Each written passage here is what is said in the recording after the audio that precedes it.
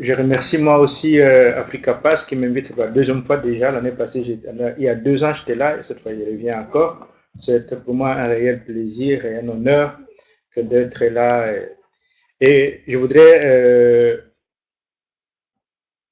ici remercier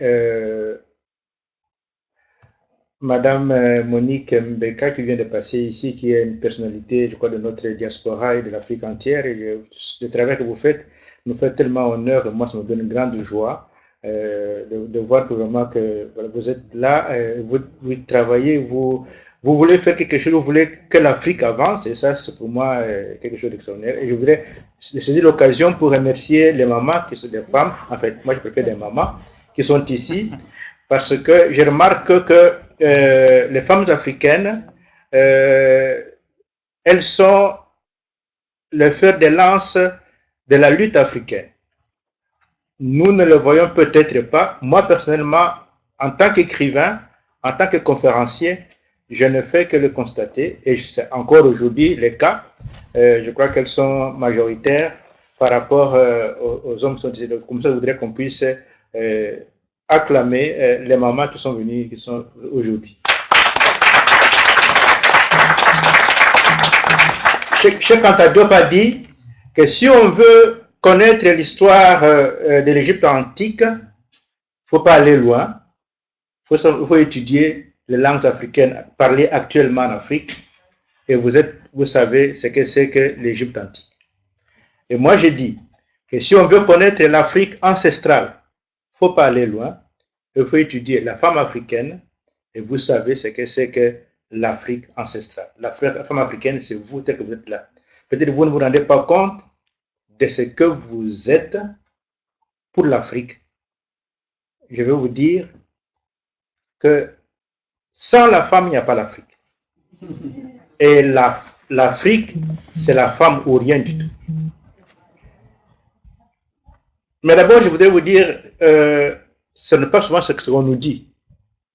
Ce que l'on nous dit, c'est que si ça va mal en Afrique, et que ça va mal aussi, nous le savons, s'il y a des tueries, on parle de guerre, mais en général, pour moi, il n'y a pas de guerre en Afrique, il y a plutôt de massacres de populations innocentes, parce que la guerre, c'est d'un pays à un autre, à propos d'un territoire en général, ou d'une richesse. Pour l'instant, ce n'est pas ça.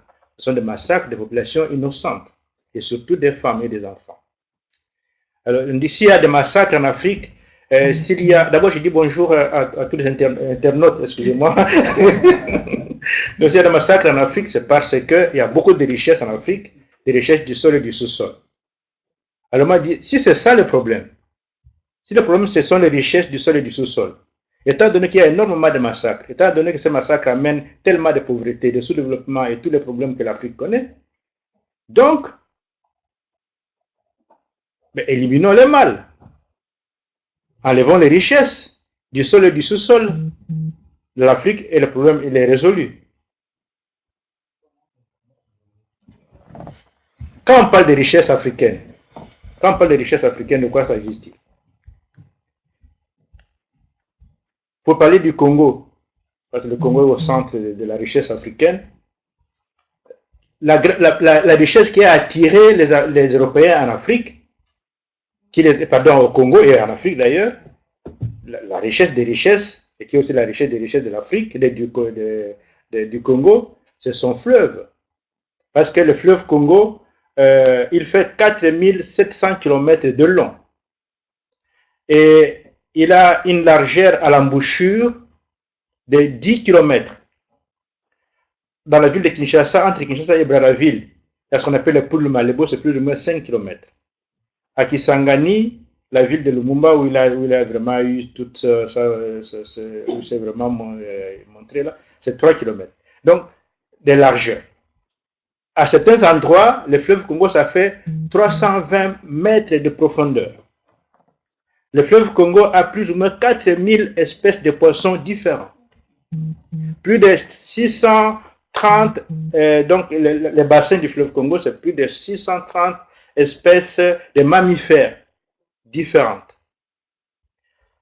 Le bassin du Congo, c'est plus de 13 000 espèces différentes de la flore.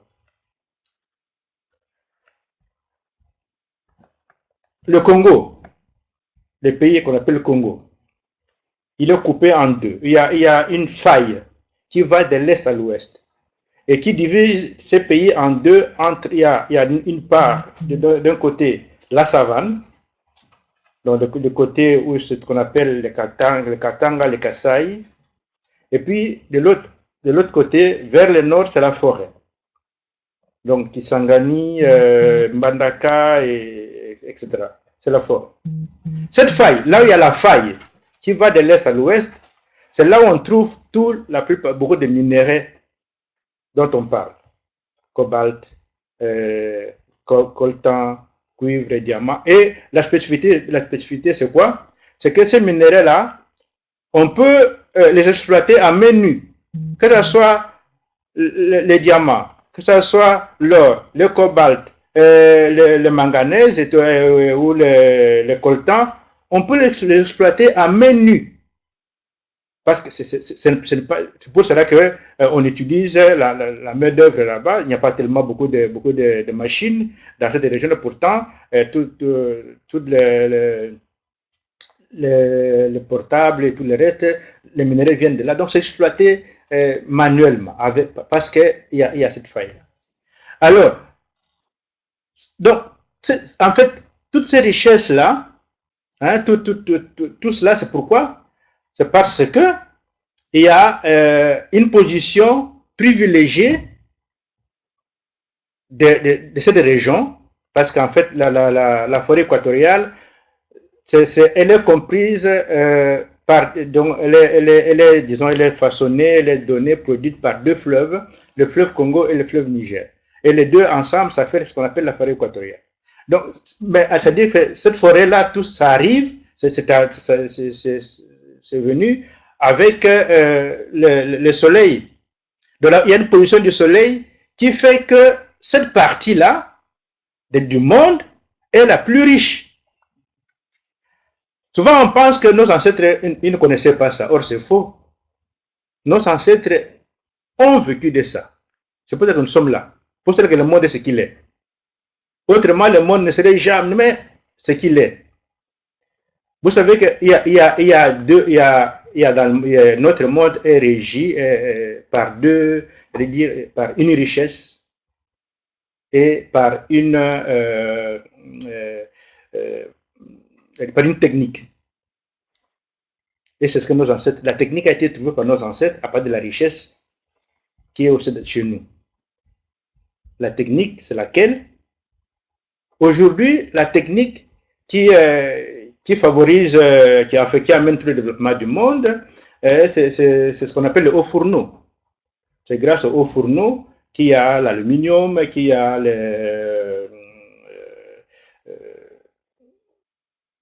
voilà, donc la métallurgie, donc, qui amène tout ce que nous avons, y compris la lumière que nous avons là.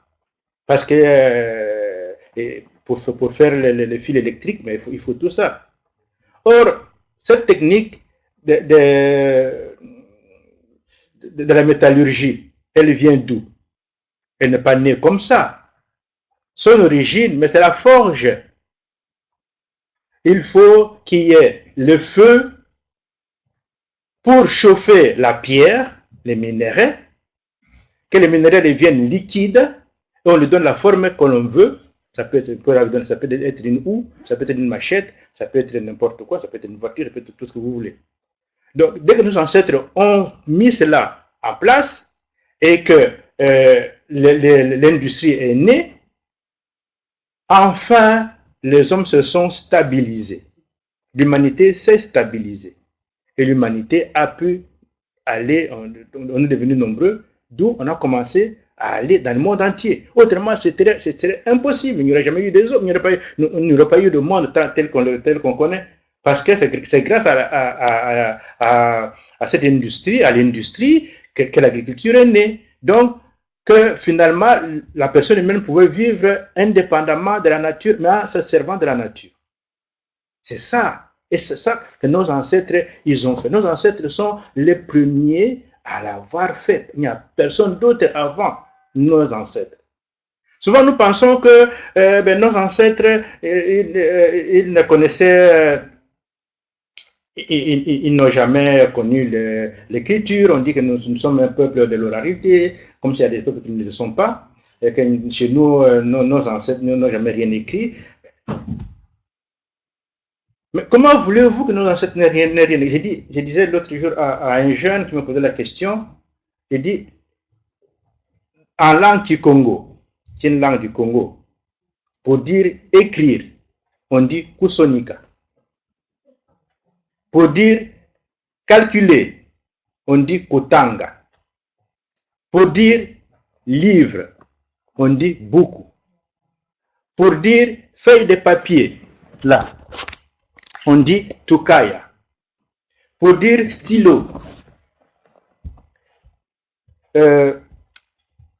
souvent j'oublie le mot de stylo, mais ça va venir. Et pour dire encre, c'est tinta. Pour dire tableau, c'est dibaya. Pour dire craie, on dit mpemba. Il dit, si tous ces mots-là existent, comment voulez-vous que l'écriture n'ait pas existé? Or, le professeur Koumandoumbé, avec bien d'autres études, sont allés, ils ont fait l'inventaire de toutes les écritures en Afrique. On en trouve au moins 35 écritures différentes en Afrique. Alors, on nous raconte tellement de choses. Nous pensons que nos ancêtres ne savent rien de la voiture, que les véhicules. C'est la grande trouvaille des Européens. Or, c'est faux. Quand je dis ça, les gens me disent, mais tu es fou. Mais nos ancêtres ne connaissaient rien de... Quand nos ancêtres, même pas quand nos parents, et nous, nos grands-parents, ont vu les véhicules que les Européens ont amenés, ils ne se sont pas affolés. Parce que en Angleterre, quand j'avais vu les trains, la locomotive, ils se sont affolés. Nos ancêtres ne se sont pas affolés. Ils ont dit, ça c'est motuka. Nako aussi. Tous les Congolais qui parlent au moins lingala savent très bien, tu l'amènes, tu lui montres un véhicule, c'est quoi ça? Motuka. Hein? Si tu lui montres un bateau, c'est quoi ça? Massoua. Mais s'ils ne connaissaient pas ce que c'est que le véhicule, d'où vient le mot motuka? D'où vient le mot massoua? Oh, c'est quoi les véhicules? Quand je pose la question aux gens, c'est quoi les véhicules? Alors, pour les gens, les véhicules, mais c'est la clé, hein? C'est les véhicules, hein? Les véhicules, mais c'est les rétroviseurs, hein? Les véhicules, c'est les climatiseurs. Or, tout ça, c'est pas les véhicules, mes amis. Ça, c'est pas les véhicules. Les véhicules, c'est ce que nos ancêtres ont trouvé les premiers et qui est les véhicules jusqu'à aujourd'hui. Quand on fabrique les véhicules, par quoi commence-t-on? La roue. Quand on a des véhicules, on commence par fabriquer la roue. Vous n'aurez jamais de véhicule. Hein? Jamais. Hein? Non plus, vous n'aurez jamais de véhicule. Quand les véhicules, pour commencer à fabriquer, que ce soit les véhicules, soit l'avion, que ce soit les trains, que ce soit n'importe quoi, c'est d'abord les châssis. Sans cela, il n'y a pas de... Et les véhicules, c'est les châssis. C'est ça qui fait que c'est les véhicules, c'est les châssis. Donc, on commence par ça. Après, on va mettre tous les éléments sur les châssis. Autrement, il n'y a pas de véhicule. Or, ces châssis-là, c'est ça que nos ancêtres, ils ont fabriqué, les premiers, qu'on appelle les traîneaux. Que nos ancêtres ont fabriqué. Et les traîneaux, d'abord, on l'a traîné avec la main. Ensuite, on a mis les ânes, et puis finalement les chevaux, et puis finalement on est arrivé maintenant avec le moteur, avec tout ce que nous connaissons. Donc, souvent nous pensons que non. Alors, une des plus grandes trouvailles de nos ancêtres, justement ce qu'ils disaient par rapport à la femme, c'est l'organisation sociale. Vous savez, quand les Européens arrivent pour la première fois chez nous, de nos ancêtres, comment les appellent-ils? Les tout premiers contacts. Ils ne nous ont pas rejetés, hein, ils ne pouvaient pas. Suivant le paradigme ancestral, ils ne pouvaient pas les rejeter. Ils les ont pris pour leurs frères. Là, ils ont dit, c'est le frère Intel. Pourquoi cela? Parce que nos ancêtres, je pense qu'ils sont les seuls qui ont fait un dépassement ontologique par rapport à la notion de la fraternité. Nous autres ici, maintenant, comme nous sommes devenus tellement des Européens, enfin, à peau noire ou de noir, ou je ne sais pas quoi, nous pensons que c'est voilà, la meilleure chose à faire. Avec la fraternité, c'est ton frère, mais c'est le frère de sang, c'est-à-dire c'est celui avec qui tu es né, même mère, c'est ça ton frère. Or, bon, pour nous, c'est rien du tout. En fait, c'est pas rien, mais quand même, c'est trop limitatif, ça. Parce que les poussins, c'est pareil. Les poissons, c'est la même chose. Les papayes aussi, hein. Qu'est-ce qui est plus différent? Être né d'une femme, tout le monde, c'est une affaire de tout le monde, quoi, être né d'une femme. Enfin. Donc, mais nos ancêtres ont dit non, c'est important, mais c'est pas assez. Ils ont fait un dépassement ontologique. Dans ma langue, pour dire frère, on dit non. Mutuo, ou bien autour. Mu, M-U, tu veux mettre d'union, T-W-O, mutuo. Ça fait deux mots. Mu, c'est muntu. La personne humaine, c'est muntu en fait. Mais c'est tout le monde qui est muntu. Mais celle qui est là devant toi, c'est mutuo. Mutuo et tout, sur tout ça, ça veut dire construire. Ça veut dire coudre. Ça veut dire mettre ensemble. Donc, la personne humaine, c'est celle qui est là devant moi, c'est celui avec qui je peux construire. Mutuo, autour, tout le monde. Donc, il n'y a pas question des blancs. C'est impossible d'abord, cette distinction de nos ancêtres. Souvent, on le prend pour des idiots. Non, ils se sont laissés faire et n'ont pas fait. Mais ils ne pouvaient pas. Ils étaient trop loin dans la réflexion. Donc, quand les Européens arrivent, ils les ramènent. J'allais vous dire, on n'a pas beaucoup de temps, mais j'allais vous montrer comment est-ce que ça s'est fait, comment s'est fait le retour en arrière jusqu'au niveau où nous sommes, nous qui croyons connaître tellement de choses. Nous sommes revenus presque au niveau zéro, comme le monde en général aujourd'hui.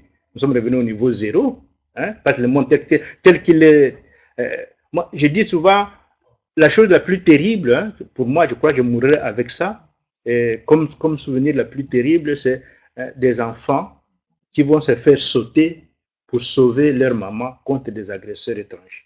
Des enfants.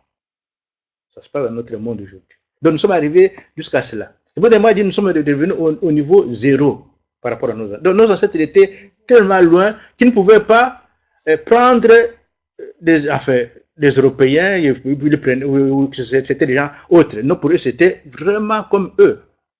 D'abord, la couleur de la peau, c'est tellement stupide, hein, cette histoire de couleur de peau, là, on en a fait un pouvoir et tout le reste, c'est complètement stupide. Donc, je dis que nos ancêtres, nous qui ne le connaissons pas, qui les prenons pour des imbéciles, c'était donc les Botuo, le Mutuo, le Otuo, donc, celui avec qui je veux construire. Donc, c'est ça la personne humaine. Et alors, dans notre culture, alors je disais que la maman, la femme, c'est le socle de la société.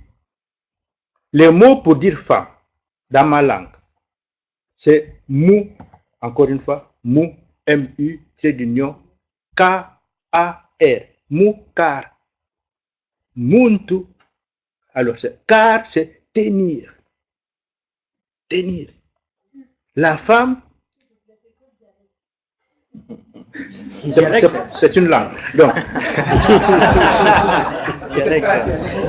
après, c'est une langue. C'est ma langue. C'est ma langue. Alors, c'est la personne que l'on tient, que l'on tient, pour ne pas tomber, pour rester debout.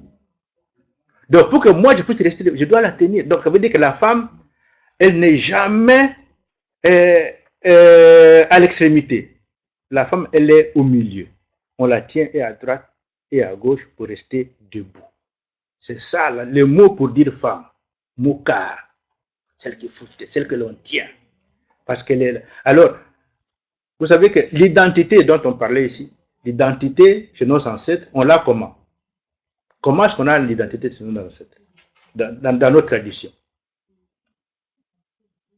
Dès qu'un enfant naît, fille ou garçon, tout de suite, tout le monde sait que cet enfant-là, il est de tel clan. Tout de suite.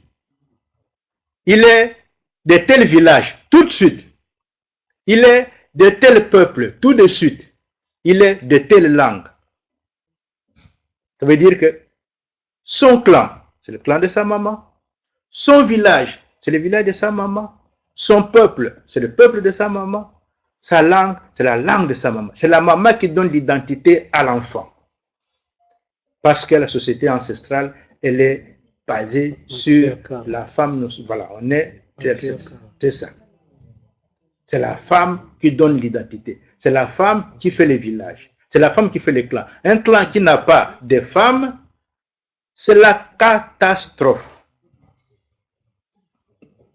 À ce moment-là, ils vont rassembler ce qu'il faut, même s'il faudra vendre tout, ils vont vendre pour aller chercher une femme quelque part. Et là, il en faut une. On ne peut pas avoir un clan sans femme. Ce n'est pas possible. Donc, voilà notre société ancestrale. Et c'est cette société ancestrale qui a été mise, qui a été balayée. Je vais juste terminer peut-être par ça, si vous permettez, pour dire, nous pensons que l'Afrique, comme ce qu'a dit ici notre frère David, ce qu'a dit aussi Virgile, nous pensons que le problème de l'Afrique, il est ailleurs. Non, le problème de l'Afrique n'est pas ailleurs. Je dis toujours, la maladie attaque, donc c'est un agent extérieur qui attaque le corps et qui le rend malade. Sinon, notre corps ne serait jamais malade. S'il n'y avait pas de microbes, pas de virus, pas de vent, pas de ceci, nous ne serions pas malades, nous serions toujours bien.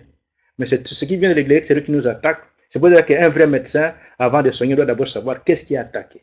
Et c'est cet agent extérieur qu'on attaque, qu'on va attaquer avec les médicaments. Dès qu'on a attaqué, il est mort, c'est terminé, vous êtes guéri.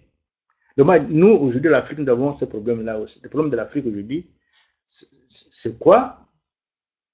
Pourquoi l'Afrique est dans cette situation? Vous savez, il y a ici à Bruxelles un organisme, une organisation qu'on appelle OTAN, que vous connaissez très bien. Or, OTAN, c'est l'Alliance de l'Atlantique Nord.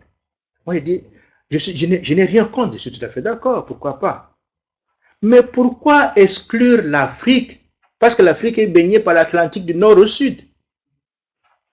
Et pourquoi aller prendre l'Australie, qui n'a rien à voir avec? Pourquoi aller prendre la Pologne? Pourquoi? Si on doit voir, c'est vraiment un rassemblement des nations européennes blanches contre l'Afrique. Pourquoi je l'ai dit? Parce que ces nations qui ont fabriqué l'OTAN en excluant l'Afrique ont aujourd'hui en Afrique plus de 100 bases militaires. Ça ne protège pas l'Afrique, ces bases militaires. Ce sont des bases militaires contre l'Afrique, installées en terre africaine. Pourquoi? Pour installer, pour qu'il y ait en Afrique des dictateurs qui sont là contre l'Afrique. Vous savez, il y a un pays africain qu'on appelle Djibouti. Je ne sais pas si vous le connaissez. Oui, mais combien d'Africains y vont? Personne. C'est l'empire de tous les Occidentaux. C'est là qu'il y a tout. Dans ce pays-là, c'est des bases militaires partout. La plus grande base militaire américaine se trouve là-bas. Les Allemands en ont, les Français en ont. Tout le monde, ils ont tous des bases militaires dans ce pays-là. Pourquoi? Pour la Corne d'Afrique. Donc, moi, le problème de l'Afrique, donc c'est cela. Ce sont toutes ces bases militaires qui sont en terre africaine. Et l'autre problème, c'est la fameuse confrontation. Je suis tout à fait d'accord avec ce que dit notre frère avec la Silicon Valley, là qu'on va faire en Afrique. Ok, d'accord. Mais pourquoi les Africains ne peuvent pas venir en Europe? Pourquoi ça doit être un interdit? Parce que les Européens, ils ont forcé un chemin en Afrique pour aller en Asie, qu'on appelle le canal de Suez. Auparavant, cet endroit-là, il n'y avait pas de canal.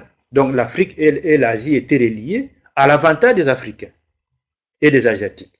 Aujourd'hui, ils ont creusé le canal de Suez uniquement à l'avantage des Européens. L'Afrique est isolée, sans aucune compensation. Les gens passaient à pied. Pourquoi n'avoir pas pensé à eux? Je suis d'accord qu'on peut peut-être faire creuser un canal, mais pourquoi ne pas faire un pont?